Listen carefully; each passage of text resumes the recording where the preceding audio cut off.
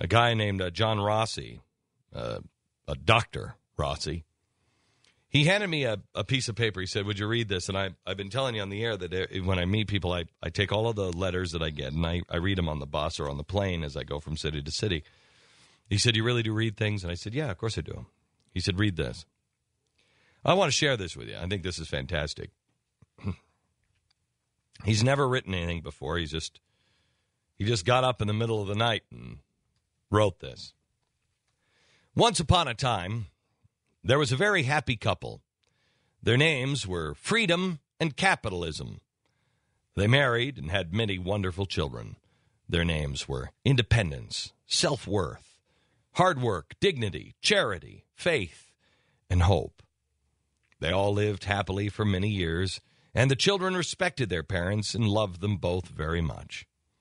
But Freedom and Capitalism later had several naughty children. Very naughty. They weren't so respectful and never appreciated their parents. Their names were Wealth Envy, Environmentalism, Animal Rights Activism, Racism, Feminism, Ultraliberalism.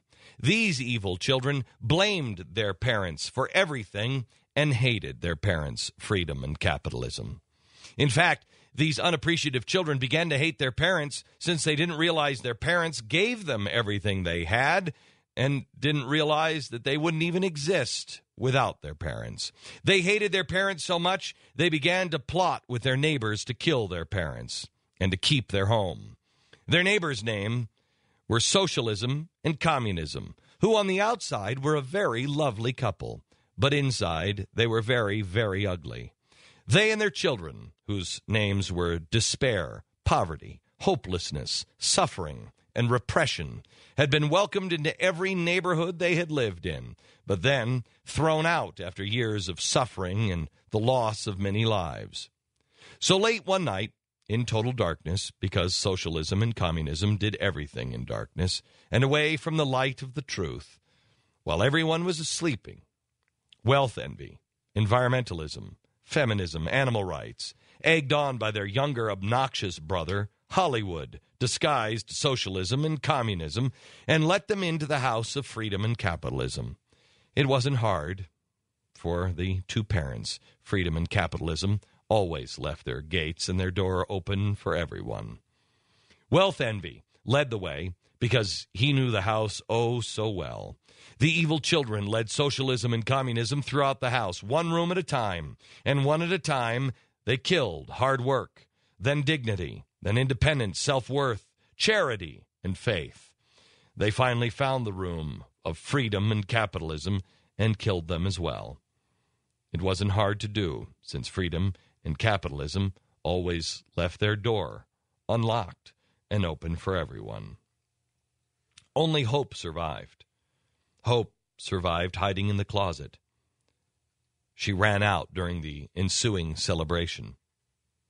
After socialism and communism moved in, things went well for a while, but then they decided they didn't like freedom and capitalism's evil children either. They wanted their own children to have the rooms in their new house. So late one night in total darkness, because socialism and communism did everything in darkness and away from the light of the truth, they sent their children to kill freedom and capitalism's remaining evil children.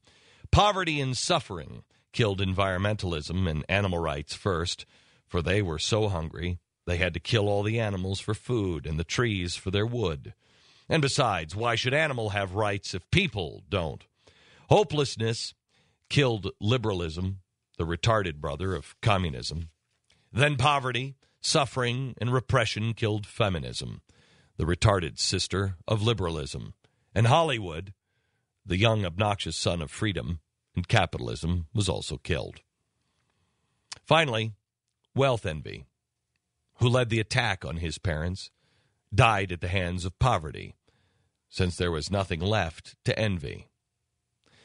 So, socialism and communism, and their children, poverty, despair, hopelessness, suffering, repression, lived in the once beautiful home of freedom and capitalism, which was now in great disrepair. And they all lived, sadly, ever after. All that was left of the family of freedom and capitalism was hope, who was quietly hiding in the woods. If you look at the way he wrote this, and I don't know if he wrote it this way intentionally or not, but who was killed first? One at a time, they killed the family. First, they killed hard work. Would you say that's been killed? In a lot of the country, it's been killed. These unions, do you notice that they're asking for GM to have the boss step down and a few concessions made, but have you noticed they're not going to take on the unions at all? Nobody is talking to the unions about reducing salaries, about taking the cuts in some of the services. Nobody's talking about that.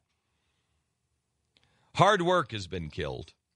Dignity has been killed. How's dignity killed? Dignity is killed through handouts.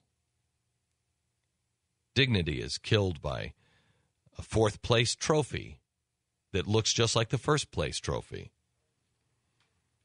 Independence is killed when you're told you can't make it on your own. You must have me by your side. Self-worth has to be killed if you're going to be dependent. Charity was the next to be killed. That's killed by, I've seen it in Manhattan. Charity is killed through celebrity, and it's killed through government programs.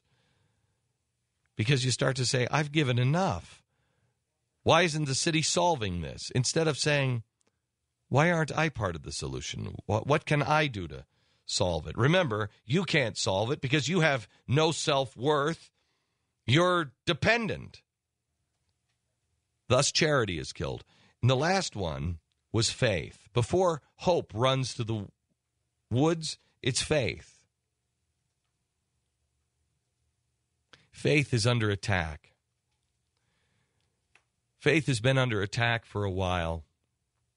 And once faith is chased from the public square, once faith is on the run, the only child left is hope. And only faith can bring hope. You lose hope when you lose faith. And those people of faith need to stand together. They need to know that we are the ones. Those of faith are the ones that can keep pumping out hope and reverse the course. It is people of faith coupled with libertarianism, coupled with, I'm not going to force you into my faith. But we, the people of faith, know that the power comes from God. And God will renew all things because the individual is empowered and has hope.